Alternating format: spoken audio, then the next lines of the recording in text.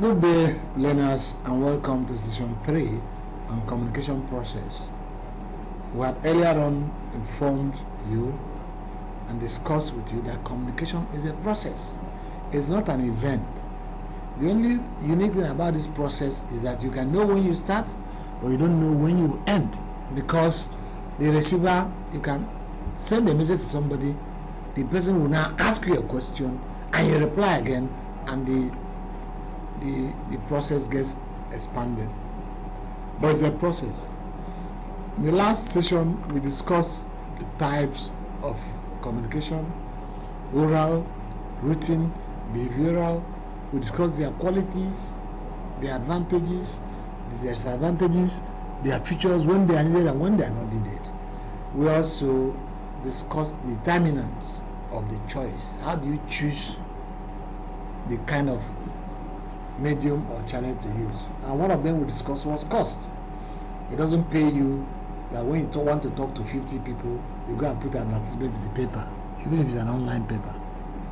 So in this session we are starting with communication process.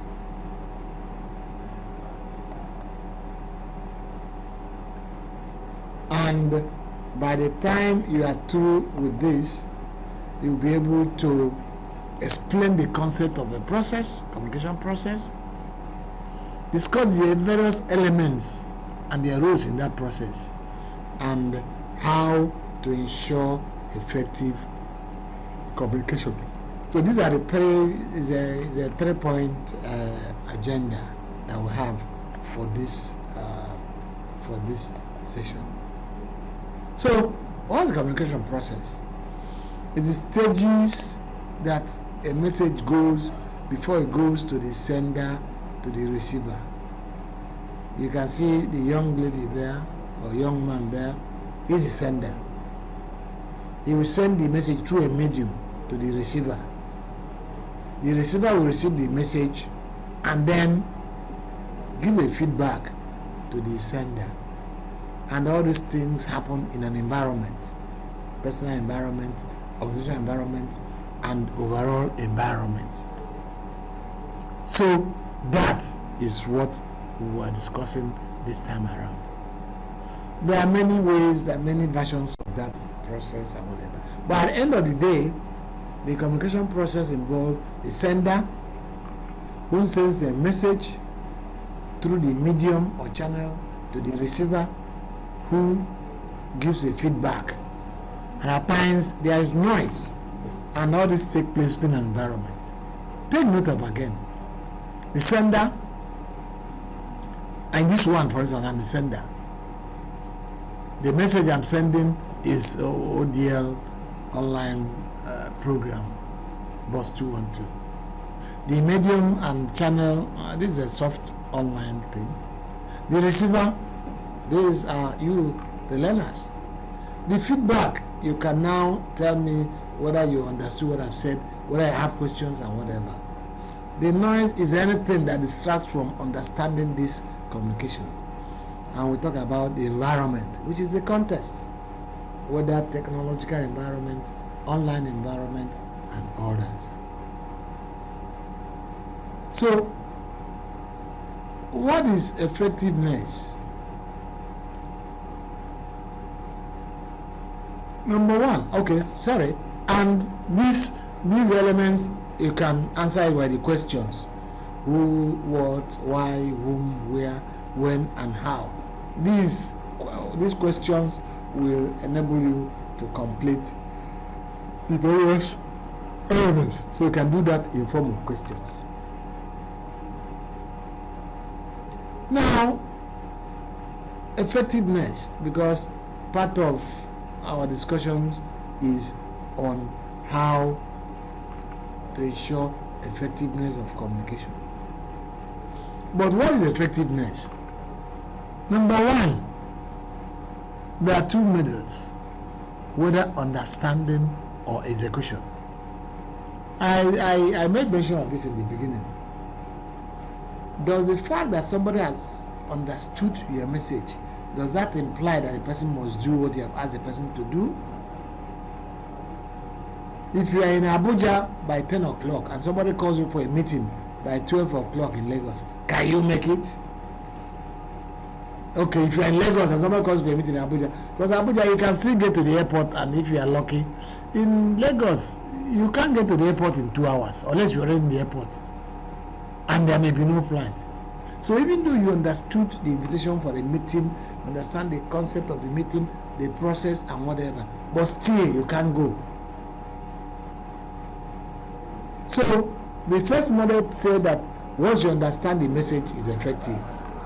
The second one said once you do the message, what you are requested to do, but I believe that since there are many factors beyond the execution, beyond the receiver that influence the execution, I believe that the essence of communication is to make sure that the person understands the message and is in a position to do it, all other things being equal.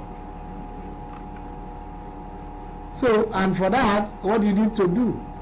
The message must be clearly articulated. The medium and channel must be appropriate for the message, for the person, and for the purpose. The symbols must be known to both parties. We've talked that about before. Symbols, the words, the images, the signs you use. The noise must be minimal. We usually talk about physical noise, but the other noises, if you use big grammar when somebody is, when you want to talk about a third road, you talk about Macamadi's thoroughfare. That's noise. When you put a messenger and a CEO in the same office and ask them to communicate, the social distance is already a noise. And then everything they will tell you about communication is to kiss. That means keep it simple and short. Now, if I say about and approximately, that's something. So if I write about 100 times, assume for whatever reason you require to use about 100 times in a document, and then in another document I use approximately, you'll find out that the second document will take longer time to write, and it will take more space, and depending on the receiver's level of knowledge, it will create problem for him. About is ABOUT 5, approximately APP, that's more than 10. Takes time, takes longer, and depending on the receiver's level of knowledge, it may create more problem for him or her. The person sending the message must also have the capacity. I teach in business admin department of OOU. I can't go to accounting department and tell students that there will be tests tomorrow, unless they are taking the course I'm offering, that I'm in charge. They're offering the course that I'm mounting, and I can't even go to Lautech, Ladoke Akimdara University of Technology, and tell them, well, we are going to have emergency classes tomorrow morning by 8 o'clock. I don't have that capacity. There's also the issue of reliability. If people don't trust you, then when you send a message, they take it with a pinch of salt, or even a basket or a bag of salt. And this person, the last time he said so, it didn't work. If a class governor comes and says, look, the lecturer said he will not be here tomorrow, the class will hold on the 2 days after. If you had done that before and it it happened to be a lie, then when he says it again, you will not believe him. Effectiveness is also important, that there should be a feedback. Feedback means the response from the person to whom you have sent the message. Did he understand the message? Is he willing? Does he have any challenge in the process? Anytime you send a message to somebody, it's important that you ask the person, can you do it? Are you willing to do it? Is there anything impediment? Do you understand the message? Is there any question you need to ask? It may take a little while, but it's better rather than that you throw the questions at the person and then you won't see anything. We also talked about 7 C's of communication: concrete, complete, courteous, credible,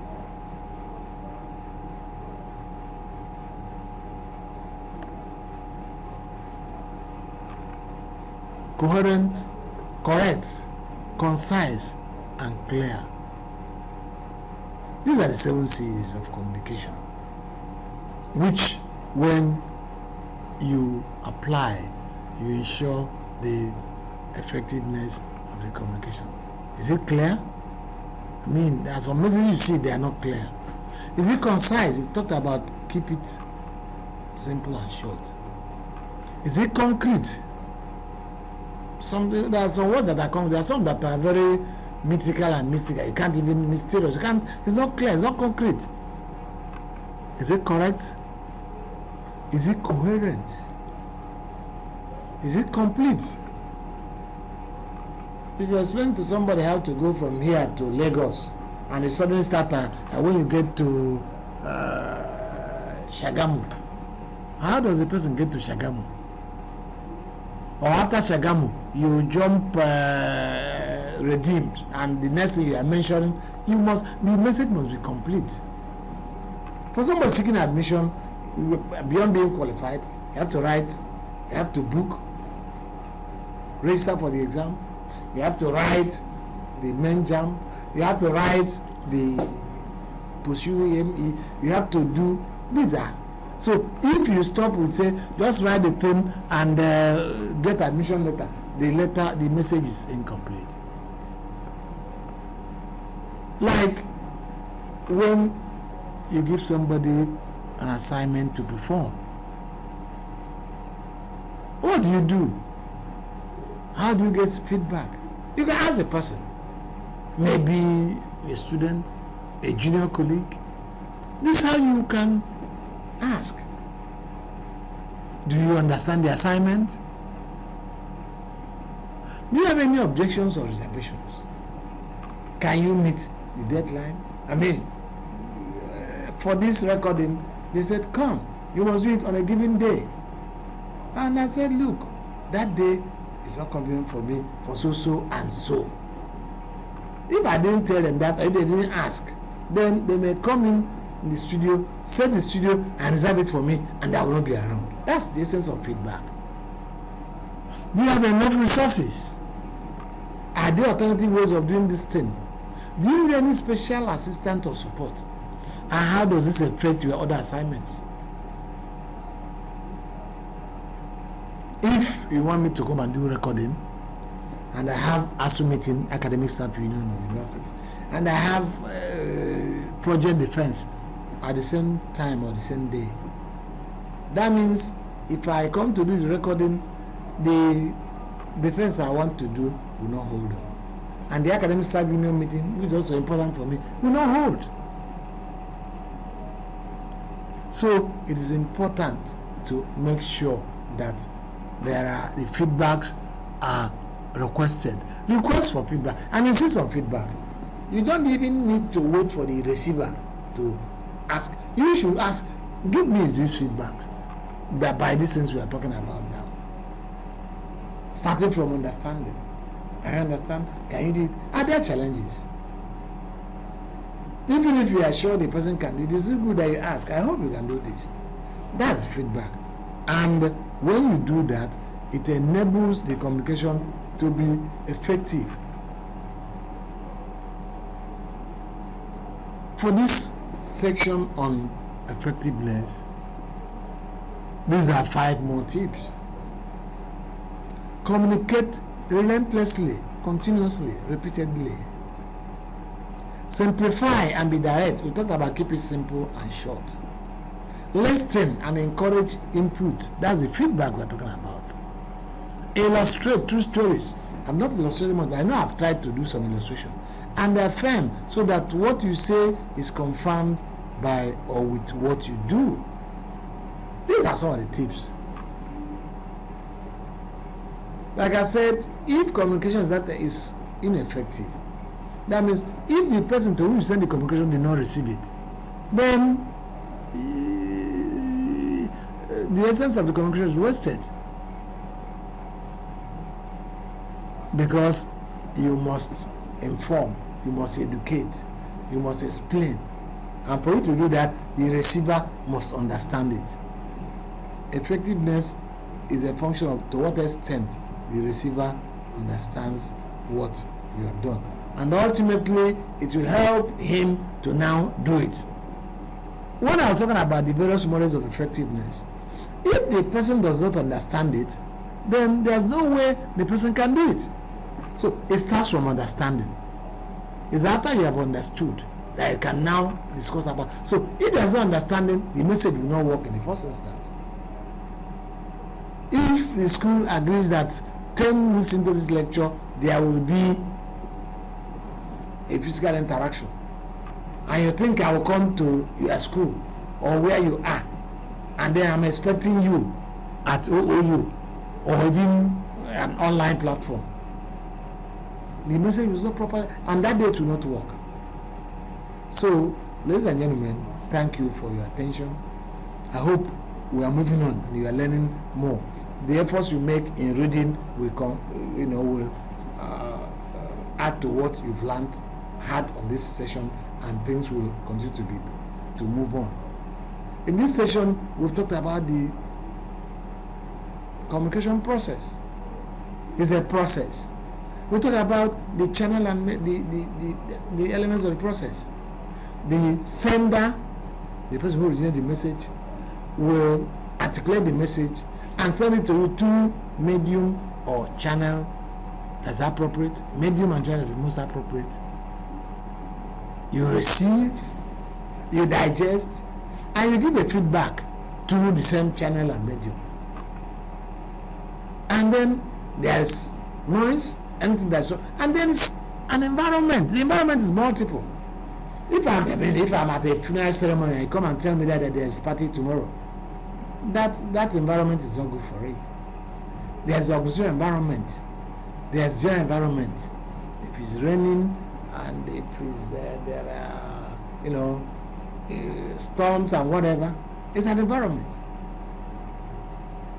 Your feedback to the receiver, to the sender, will enable him or her to now get back to you and clarify certain things. And until that is done, the communication process is still on. I told you that one thing about communication process is that it has a beginning, but it doesn't have an end. You see someone say, good morning, and the person says, what is good about the morning? You'll be surprised. I say, my friend, what kind of response is this? And you say, didn't you hear that thieves attacked my house yesterday? Then you start by asking, so what happened? When did it happen? How did it wound anybody? You find that the simple matter that you wanted to say good morning has been extended. There was a time my bank charged me, labeled some charges that are I consider very fraudulent. I wrote them, they didn't reply. After 1 month, I wrote again, attaching the first letter, they did not reply. I took the letter direct to the MD. I went to Lagos, I went to Marina, to the head office, and dropped at the MD's office. Before I came down from that building, people were already calling me.